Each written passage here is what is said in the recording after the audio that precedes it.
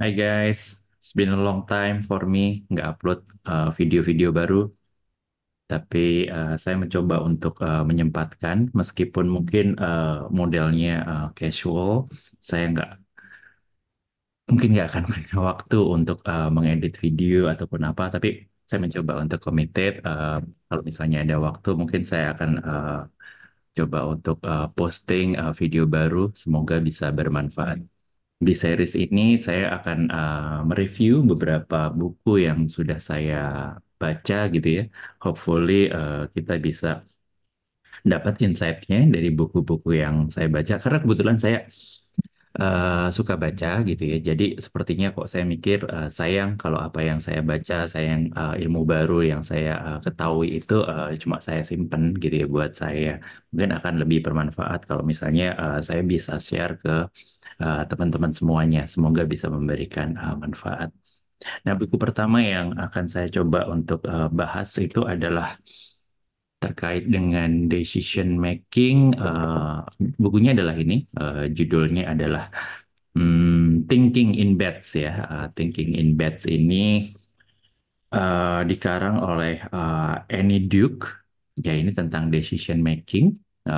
Di depannya tertulis jelas tiga kata kuncinya gitu ya, yaitu gimana kita making smarter decisions gitu ya, ketika kita tidak punya informasi yang lengkap.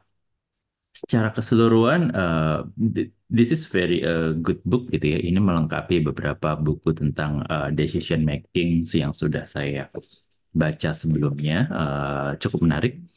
Saya mungkin akan mencontek gitu ya, karena saya bawa iPad saya gitu ya. Kayak biasanya kalau saya baca buku, beberapa key points-nya gitu ya, yang saya anggap penting itu saya tuliskan gitu ya di iPad. Dan ini saya akan coba go through apa sih ya yang ada di dalam buku Thinking in Bets ini. Jadi tadi seperti yang tadi disampaikan gitu ya, buku ini adalah terkait dengan decision making gitu ya. Gimana kita bisa mengambil keputusan dengan baik meskipun kita tidak memiliki the whole informations yang mungkin diperlukan untuk menunjang pengambilan keputusan tersebut. Jadi Annie Duke ini cukup menarik gitu ya, karena dia awalnya adalah profesional poker player gitu ya. Nah, ini dia di awal bukunya dia cerita gitu ya, bahwa betting gitu ya. Karena judulnya adalah Thinking in Bets gitu ya. Konsep betting itu sebenarnya nggak hanya dalam poker gitu ya, karena dia adalah pemain poker ya. Nggak hanya dalam poker, nggak hanya dalam judi, nggak hanya dalam kasino gitu ya, nggak hanya dalam stock investment dan segala macamnya. Karena biasanya kita taunya betting itu atau bertaruh itu adalah untuk aktivitas itu gitu ya, judi, gambling, casino, investasi, saham, poker dan segala macamnya. Nah, menurut dia enggak gitu ya. Thinking in bets gitu ya, berpikir dalam betting itu bisa diaplikasikan dalam semua lini kehidupan kita. Nah, itu cukup menarik gitu ya.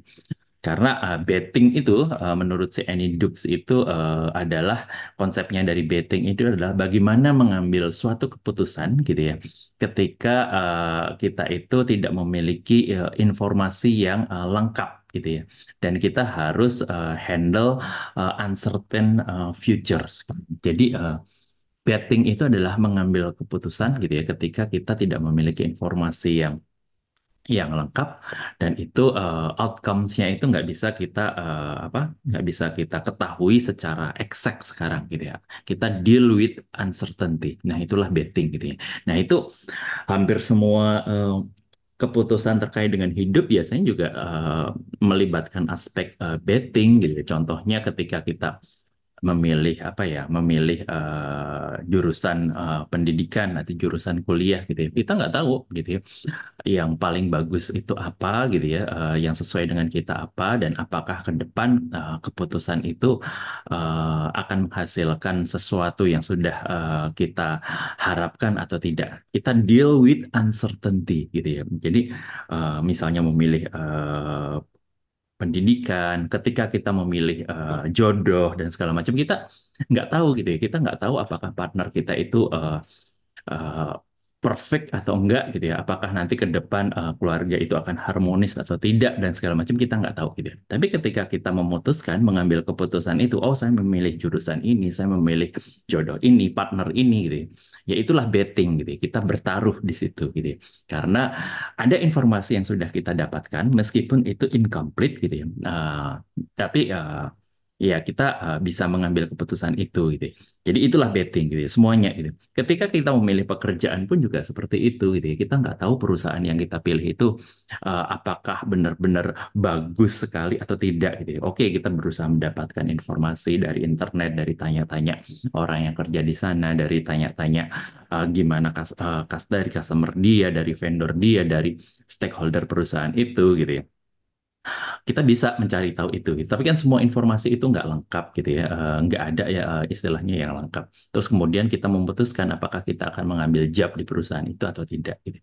Ada disitulah pengambilan keputusan berdasarkan incomplete information. Dan kita juga nggak tahu gitu ya, apakah nanti ketika kita masuk ke sana itu karir kita akan seperti apa dan segala macamnya. Kita deal with uncertainty. Jadi betting berlaku di hampir semua lini kehidupan kita, not only in poker, gambling, stock investment dan segala macamnya.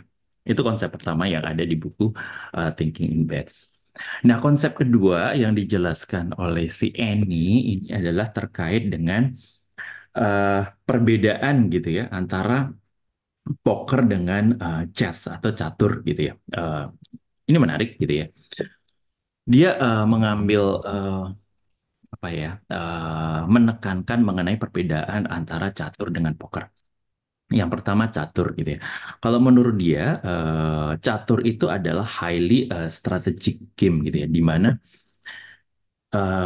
seorang yang jago main catur gitu ya, biasanya ketika dihadapkan dengan orang yang tidak jago main catur, kita bisa memprediksi gitu ya 90% ke atas bahwa orang yang jago main catur itu pasti akan menang. Let's say misalnya Garry Kasparov gitu ya. Dia jago grandmaster dari catur. Melawan saya gitu ya yang saya nggak bisa catur gitu ya. Ya bisa tapi mungkin nggak semaster dia. Ketika saya sama dia bertanding, hampir bisa dipastikan bahwa Garry Kasparov akan menang dan saya akan kalah gitu. That's the thing. Okay, you would like to come up to the camera? Right. Okay. Okay, join me. I'm creating my new YouTube video. Okay, sorry for the gangguan sedikit. Okay, so chess is highly strategic game. Unsur-unsur luck yang ada dalam catur, dalam chess itu sangat sedikit gitu ya. Kita bisa memprediksi kalau di catur itu yang jago adalah menang, akan menang, yang kurang jago akan kalah. Lucknya itu hanya sedikit berpengaruh terhadap hasil akhirnya, terhadap outcome. Poker tidak seperti itu, gitu ya. It requires luck. Jadi kalau poker itu selain skill gitu ya, kita juga butuh luck gitu ya. Jadi misalnya seseorang yang jago poker gitu ya, let's say seperti Annie Dux, dia akan tanding poker dengan saya yang bukan profesional poker players gitu ya. Ada kemungkinan saya masih bisa mengalahkan dia gitu ya. Kenapa? Karena unsur luck-nya itu tinggi gitu ya. Jadi selain skill, poker itu juga butuh luck gitu ya. Nah, menariknya, our lives gitu ya, itu lebih menyerupai poker daripada chess gitu ya. Luck itu memiliki kontribusi yang besar dalam hidup kita gitu ya. Jadi hidup kita itu selain ditentukan oleh skill juga ada luck gitu ya. Makanya banyak orang yang merasa skillnya bagus gitu ya. Misalnya orang yang sangat pintar dan segala macam. Tapi mungkin ketika dia masuk ke bisnis gitu ya, bisnis world, mungkin dia in terms of bisnisnya gitu ya, mungkin nggak terlalu berhasil. Kenapa? Karena bisnis juga didrive oleh faktor luck yang sangat tinggi gitu ya. Itu adalah konsep hidup. Nah, itu sangat menarik apa yang disampaikan oleh si Annie Dux ini gitu ya. Jadi Ketika kita ingin mengambil keputusan dalam life, gitu, bisnis dan segala macam ya, thinking in bets dengan mengaplikasikan konsep poker itu lebih lebih lebih align gitu ya daripada chess gitu. Ya. Karena life is something like that gitu ya. Kita dealing with incomplete information gitu ya. Ketika kita mengambil keputusan dalam hidup, ya, informasi itu biasanya nggak komplit yang kita dapatkan. Kemudian future gitu ya, kita juga nggak tahu gitu ya. Kita harus deal with uncertain future. Nah itulah kehidupan gitu ya. Misalnya nih, nah ada satu analogi lagi yang ada satu contoh lagi yang dijelaskan oleh Enindo gitu ya, dalam kehidupan. Suatu ketika gitu ya, kalau misalnya eh, kalau di catur gitu ya, kalau kita mengambil langkah yang salah gitu ya, biasanya kita akan langkah kita akan jeopardize gitu ya. Kita pasti akan kalah gara-gara kita melakukan mengambil langkah yang salah. Tapi dalam hidup nggak seperti itu gitu ya. Misalnya dalam satu lampu merah dalam satu perempatan ada lampu merah kita menerobos gitu. Ya. Bisa jadi meskipun kita menerobos lampu merah kita masih akan tetap safe gitu. Ya. Karena ada faktor luck di situ. Itulah yang nggak ditemukan di chess gitu ya. Ada faktor luck di sana. Dan ada juga peluang gitu ya, ketika kita jalan raya, kita sudah mematuhi semua rambu-rambu lalu lintas, tapi ternyata bad things happens gitu ya. Itulah ada faktor ketidakberuntungan. Nah, seperti itulah dalam hidup. Makanya decision making is how to deal with that luck aspect gitu ya. Itu konsep kedua yang di sana. Terus kemudian, ya, konsep ketiga yang dijelaskan oleh Annie Dukes itu adalah ah, kita penting gitu ya untuk memisahkan antara good decision making dengan good outcome. Jadi biasanya kita sering mix di situ gitu ya. Orang sering menilai keputusan itu bagus atau tidak itu dilihat dari outcome-nya gitu ya. Padahal kita itu harus memisahkan antara good decision making dengan good or bad outcome gitu ya. Suatu apa?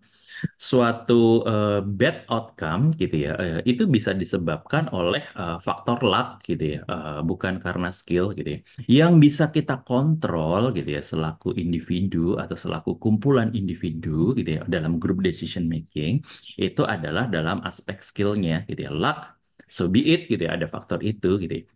Jadi dia ngasih suatu contoh gitu ya di sini ya dalam suatu pertandingan bola ataupun basket gitu ya. Misalnya waktunya tinggal 10 detik terakhir gitu ya dalam permainan basket, suatu pelatih misalnya mengambil time out gitu ya. Di situ pelatih dihadapkan kepada beberapa opsi decision making gitu ya. Apakah dia akan menyuruh salah satu pemainnya untuk menembak di luar perimeter gitu, three, atau dia memilih suatu pemain yang jago ngedrive untuk masuk ngedrive, kemudian apa itu attract fall gitu, atau seperti apa konsepnya? Disitulah ada beberapa permutasi kemungkinan pengambil opsi terkait dengan keputusan. Nah, yang bisa dilakukan oleh coach gitu ya dalam memberikan arahannya ke timnya adalah melihat gitu ya kira-kira di dalam tim dia itu siapa yang paling bagus dalam mengambil shooting ataupun driving gitu ya.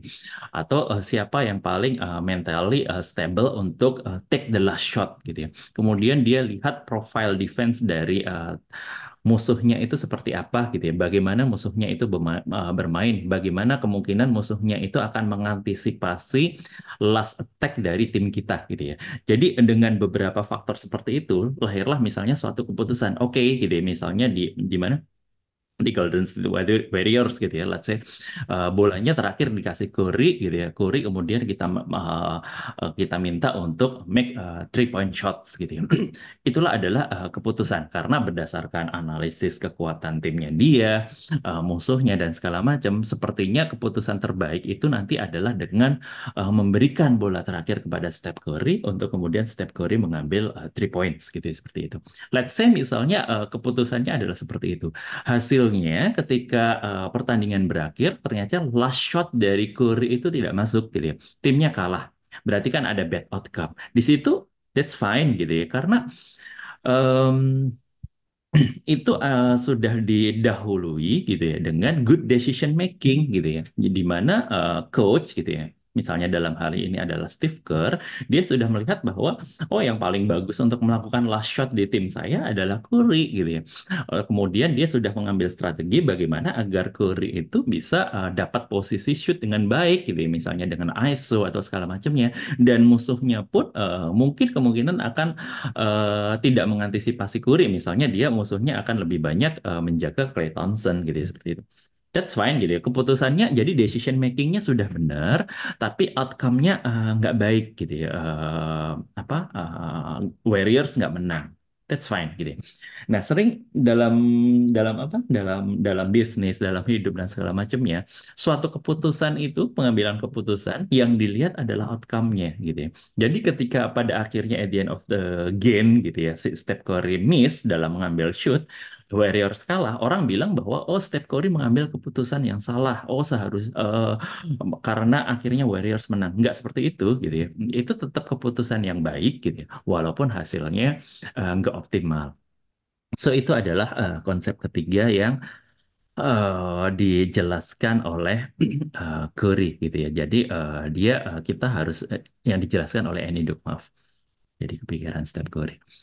Eh, Memisahkan antara good or bad decision making dan good or bad outcome gitu ya. Karena good or bad decision making itu murni dari skill kita, sementara kalau outcome itu ada faktor luck atau faktor lain yang nggak kita kontrol gitu ya, seperti itu. Nah, kemudian konsep keempat itu adalah yang penting, yang paling penting gitu ya, dengan tadi beberapa konsep tadi gitu ya, bahwa hidup ini didrives oleh faktor luck, kemudian menyerupai poker, ada uncertainty, kemudian good decision making sama good or bad outcome. Annie Duke ini juga menjelaskan how to think in bets gitu ya. Inti konsepnya adalah thinking in bets gitu. Nah, gitu dia bilang gitu, understanding that there are two forces that influence how our lives turn out gitu, the quality of our decisions and luck gitu. Itu jelas gitu ya. Kita itu harus fokus kepada dua itu dan kita harus memahami gitu ya. Quality dari decision making kita seperti apa dan ada faktor luck di sana. Yang bisa kita lakukan ya ini terkait sama ini ya, kita harus selalu memikirkan konsep probability dalam pengambilan keputusan gitu ya. We have to analyze the possible outcomes of our decision gitu ya. Jadi misalnya tadi ketika dalam suatu game basketball game gitu ya, nggak keputusan yang diambil ketika dia pada akhirnya memutuskan untuk memberikan bolanya ke Curry dan Curry mengasih take the last shot gitu ya. Itu nggak mungkin 100% Curry akan masuk atau 0% Curry pasti nggak masuk gitu ya. Pasti di situ ada probability-nya. Oh, kalau Curry yang ngambil gitu ya, mungkin dia probability-nya dia untuk successful itu 80% gitu ya. Kalau Klay Thompson yang ngambil, mungkin probability untuk suksesnya 60% gitu ya. Tapi kalau Draymond Green yang ngambil, yang dia nggak bisa shooting gitu ya, mungkin probability-nya untuk menang hanya 20 atau 30%. Dari beberapa opsi tersebut gitu ya, sudah benar yang dilakukan bahwa probability yang tertinggi itu adalah si Curry gitu ya. Berarti memang keputusan untuk mengambil Curry sebagai last shooter itu adalah ya sudah yang paling baik gitu ya. Meskipun pada akhirnya ada faktor 20% bahwa Curry nggak masuk gitu ya. Kalau itu yang terjadi ya so be it gitu ya. Sudah biarin aja, forget it, fokus on the last game, fokus on the next games gitu ya. That's life gitu ya. Always think in probability. Business decision making juga seperti itu gitu ya. Kita memutuskan untuk berinvestasi gitu ya dari serangkaian opsi dari investasi. Misalnya kita akan berinvestasi ke apakah memasuki bisnis baru, apakah kita ingin ekspansi pasar secara geografis baik itu di dalam ataupun di luar negeri, apakah kita ingin mengoptimiskan campaigns untuk our existing customer gitu ya. Ya kita lihat probability-nya gitu ya dari masing-masing alternatif itu mana yang likelihood-nya untuk memberikan benefit ke perusahaan itu paling tinggi gitu ya. Dan itu nanti akan di times dengan akan dikalikan dengan uh, benefitnya sehingga nanti lahirlah expected benefit yang bisa diperoleh. Jadi keputusan kita adalah memilih yang expected benefitnya tertinggi dengan memperhatikan likelihood dan juga nilai benefitnya itu sendiri. Always thinking in bets, analyze the possible outcomes, dan memilih yang terbaik. Separate the good decision making and separate the good or bad outcomes. Apa lagi yang ada di Candy Nooks? Believe, oke. Hmm.